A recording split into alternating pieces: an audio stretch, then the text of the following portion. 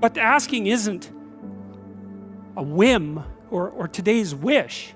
It's like you have to be deadly serious about it. You have to think, okay, like I'm taking stock of myself.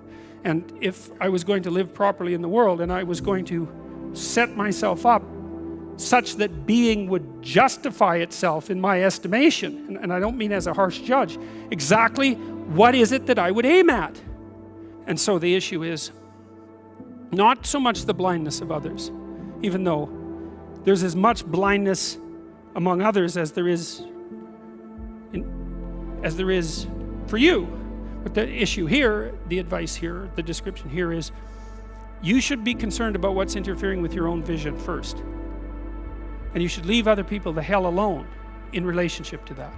And so if your mode of being in the world is, if you would just act better, things would improve for me, or if you identify the evil and the catastrophe as something that's outside, that someone else needs to fix, or that someone else is responsible for, then you're not going to fix that. And you're going to remain blind to the things that you're doing and not doing that make things not go well. And so it's just better to think, all right, I'm probably blind in many, many ways. And maybe there are some ways that I could rectify that, because it's highly probable that you're blind in all sorts of ways. I mean, in fact, it's virtually certain. And so it's just more useful to think, how is it that I'm wrong in this situation? I'll tell you something that I learned to do when I was arguing with my wife, which happened quite frequently, because when you actually communicate with people, you find out that there's many things that you don't agree on. And that's because you're actually different creatures.